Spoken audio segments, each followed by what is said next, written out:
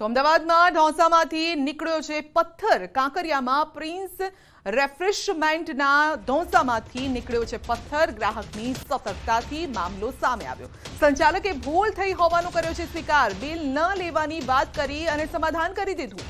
હવે મામલો તો અહીં સમાધાનમાં પૂર્ણ થઈ ગયો, પરંતુ સવાલ એ છે કે જો નાના બાળકના જમવામાં આ પથ્થર આવી ગયો હોય તો આવી બેદરકારી ક્યારેક લોકોને તકલીફમાં પણ મૂકી શકે છે। રોજ હજારો લોકો કાંકરિયા લેકની મુલાકાત લેતા હોય છે, તો સવાલ હવે એ ઉઠી રહ્યો છે કે શું અહીંયા ખાણીપીણીમાં એ રીતે સ્વચ્છતાનું ધ્યાન નથી રખાતું? જ્યારે તેઓ બનાવતા હોય છે કોઈ પણ વસ્તુઓ પીરસતા હોય છે તો શું એ પ્રકારનું ધ્યાન રાખવામાં નથી આવતું? અને કાંકરિયા લેક અત્યારે વેકેશનનો સમય ચાલી રહ્યો છે, મોટી સંખ્યામાં લોકો પરિવાર સાથે મહેમાનો સાથે અહીંયા મુલાકાત લેતા હોય છે, મહેમાનોને જમાડતા પણ હોય છે, તો મહેમાનો પર એ પ્રકારની કઈ રીતે અસર થાય છે એની વાત ચલો બાજુ પર મૂકી દઈએ, પરંતુ સ્વાસ્થ્ય પર કઈ રીતે અસર થાય છે એ મોટો સવાલ છે।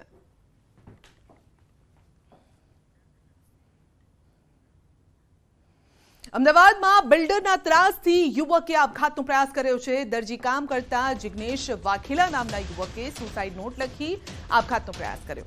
બિલ્ડર દ્વારા દસ્તાવેજ કરી આપવામાં આવતા નથી અને અન્ય કોઈને મકાન વેચવા દેવામાં આવતું નથી તેવો લેખ સુસાઇડ નોટમાં કરાયો છે। તો હાલ જિગ્નેશ વાઘેલાને હોસ્પિટલમાં દાખલ કરાયો છે અને પોલીસે ગુનો નોંધી પરિવાર દ્વારા સીપીને રજૂઆત કરાઈ છે।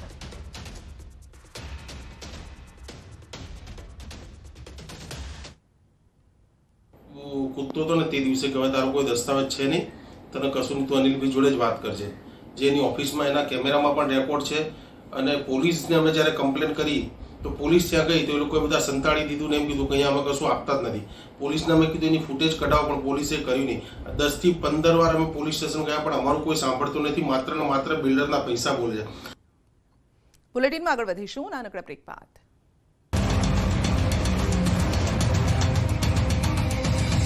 તો હવે ગુજરાતમાં ગરમી ભૂક્કા બોલાવી દેશે। હવામાન નિષ્ણાંત અંબાલાલ પટેલની મોટી આગાહી છે। અમદાવાદ વાસીઓ 3 દિવસ ખૂબ જ સાવચેત રહેજો। મધ્ય ગુજરાત અંગે અંબાલાલની મોટી આગાહી છે। મધ્ય ગુજરાતના ભાગોમાં પારો 45 ડિગ્રીએ પહોંચી શકે છે, તો સપ્તાહ સુધી મધ્ય ગુજરાત તપવાની આગાહી છે। 24 અને 25મી મેના દિવસે વધુ ગરમી પણ રહી શકે છે। 24 અને 25 મે ઘણા ભાગોમાં પારો 46 ડિગ્રીએ પણ પહોંચી શકે છે, તો કચ્છના ભાગોમાં ગરમી વધશે। અંબાલાલનું કહેવું છે રાજસ્થાનના કેટલાક ભાગોમાં તો 49 ડિગ્રીએ તાપમાન પહોંચશે। કચ્છ, ઉત્તર સૌરાષ્ટ્રમાં 41 ડિગ્રીએ પારો પહોંચશે।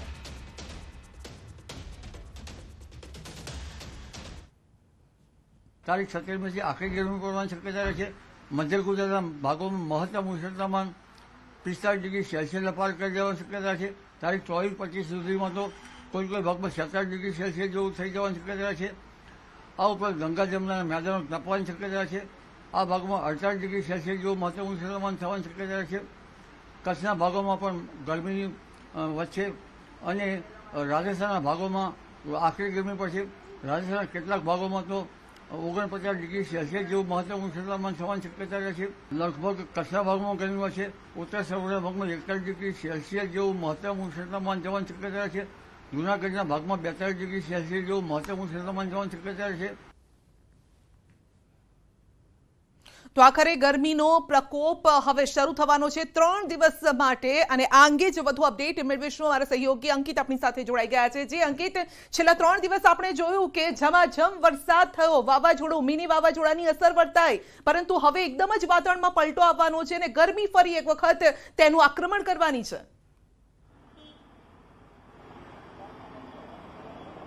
ચોક્કસ સંધ્યા, ખાસ કરી વાત કરવામાં તો ન માત્ર રાજકોટ પરંતુ સૌરાષ્ટ્રની અંદર અત્યારે અંગ દઝાડતી જે ગરમી છે તે પડી રહી હોવાનું છે તે સામે આવ્યું છે ને સતત બીજા દિવસે રાજકોટની અંદર તાપમાનનો પારો છે તે 41 ડિગ્રીને પણ પાર પહોંચ્યો છે। જી હા, હું આપને મારી પાછળના જે દ્રશ્યો બતાવવાનો પ્રયત્ન કરી રહ્યો છું કે લોકો છે તે હાલ અત્યારે ઠંડા પીણાની દુકાન ખાતે પહોંચી ચૂક્યા છે। ગઈકાલની જો વાત કરવામાં આવે તો સુરેન્દ્રનગરનું તાપમાન 42.3 ડિગ્રી સેલ્સિયસ નોંધાયું હતું। સાથોસાથ ભુજમાં 42.9 ડિગ્રી સેલ્સિયસ છે તે નોંધાયું હતું। આમ સૌરાષ્ટ્ર અને કચ્છમાં સૌથી વધુ તાપમાન છે તે ભુજની અંદર નોંધાયું હતું। ત્યારે લોકો આપણી સાથે છે, આપણે તેમની સાથે વાતચીત કરીશું। શું કહેશો, ગરમીથી બચવા માટે મિત્રો સાથે આવ્યા છો, શું કહેશો? અત્યારે ગરમી બહુ વધારે પડી રહી છે। 42 ડિગ્રી ઉપરનું ટેમ્પરેચર છે, એટલે આ શરીરમાં શરબત ને આ સોડા પીવા તો આપણે ફાયદો રહીએ. અને અત્યારે ગરમી બહુ વધારે એટલે આ પીવું જરૂરી છે. અત્યારે આમાં કામ ન થાય. હોન્ડામાં 2 વ્હીલમાં નીકળ્યા હોય તો આમ જાય એટલે બીજે દિવસે આપણે માંદા પડી જાય અત્યારે એવું. અને પાછો વરસાદ, કાલ વરસાદ, આ બે ઋતુ બધું ભેગું થાય છે, એમાં બહુ તકલીફ પડે. ચોક્કસ તો સંધ્યા, લોકોનું પણ કેવું છે કે જે પ્રમાણે મિશ્ર ઋતુનું વાતાવરણ હાલ અત્યારે લોકો છે તે અનુભવી રહ્યા છે.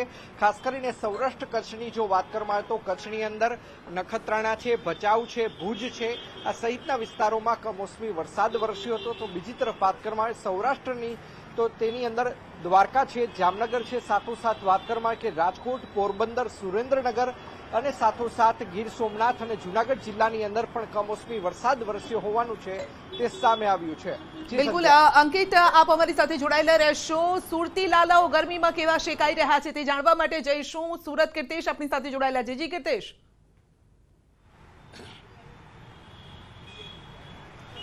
બિલકુલ સંધ્યા, મે મહિનાનો ધગધગતો તાપ છે. 12 વાગ્યાની સાથે સુરતના રસ્તાઓ પર ટ્રાફિક ઓછો થઈ જાય છે. ખાસ કરીને ગરમીથી બચવા, તડકાથી બચવા માટે પુરુષો ટોપી ચશ્માનો ઉપયોગ કરે છે, મહિલાઓ દુપટ્ટાનો ઉપયોગ કરે છે અને 12 થી 4 એવો તાપ હોય છે કે ચામડી ધજાડતો આ તાપને લઈને લોકો ઘરેથી નીકળવાનો ઓછો પ્રયાસ કરે છે. ખાસ કરીને લોકો બપોરના સમયે એસી અને પંખાનો ઉપયોગ કરે છે. ગરમીથી બચવા માટે લોકો ઠંડા પીણાનો સૌથી વધારે ઉપયોગ કરતા જોવા મળી રહ્યા છે.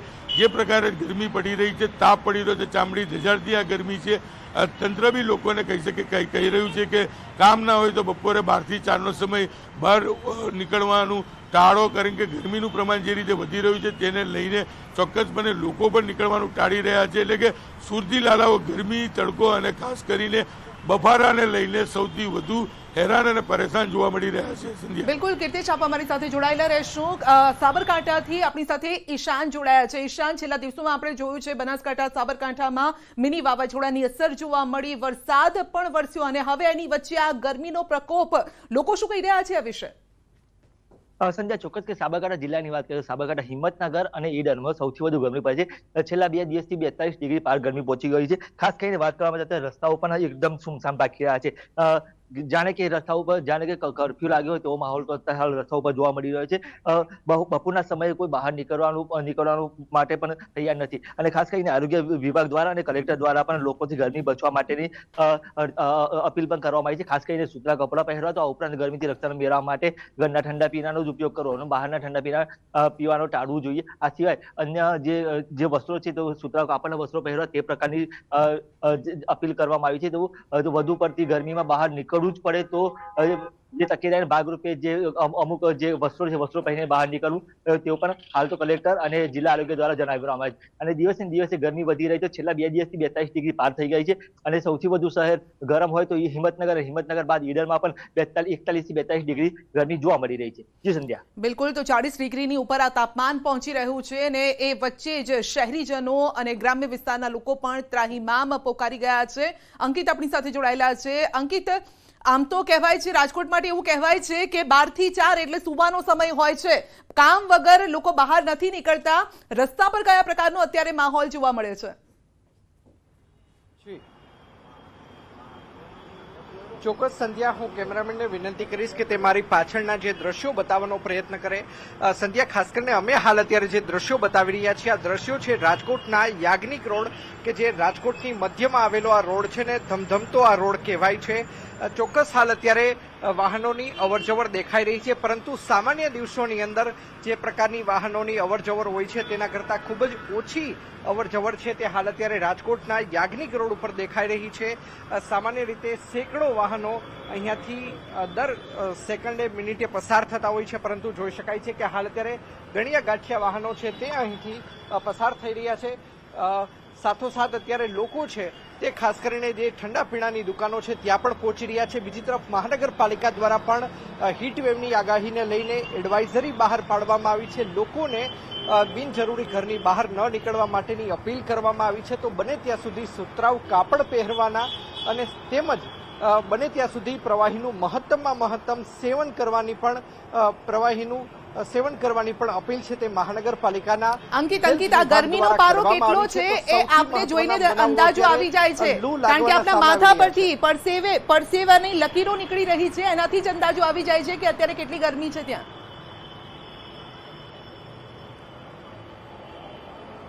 ચોક્કસ સંધ્યા, ખાસ કરીને વાત કરવામાં આવે તો હાલ અત્યારે તાપમાનનો પારો છે તે 41 ડિગ્રીને પાર પહોંચ્યો છે. સાંજના જે 4 વાગ્યાનો સમય થશે જે પ્રમાણે વેધર ફોરકાસ્ટ જણાવી રહ્યો છે કે આજ રોજ મેક્સિમમ 42 ડિગ્રી તાપમાન છે તે રાજકોટની અંદર નોંધાઈ શકે તેમ છે. ગઈકાલે પણ મેં આપને વાત કરી કે ગઈકાલે રાજકોટનું તાપમાન છે તે મહત્તમ 42.4 ડિગ્રી, જ્યારે કે ન્યૂનતમ તાપમાન છે તે હાલ અત્યારે 27 ડિગ્રી સેલ્સિયસ છે તે રાજકોટમાં નોંધાઈ રહ્યું છે. બિલકુલ કીર્તેશ, ખાસ કરીને મનપા દ્વારા કયા પ્રકારની તૈયારીઓ કરવામાં આવે છે? એવું તો નથી ને કે 3-4 દિવસ જે રીતે વરસાદ પડ્યો એટલે મનપાને પણ થઈ ગયું હોય કે હાશ હવે તો વરસાદ આવશે એટલે હવે કોઈ એવી પ્રકારની શહેરીજનોને જરૂરિયાત નહીં પડે. કયા પ્રકારની વ્યવસ્થાઓ હોય છે શહેરીજનો માટે?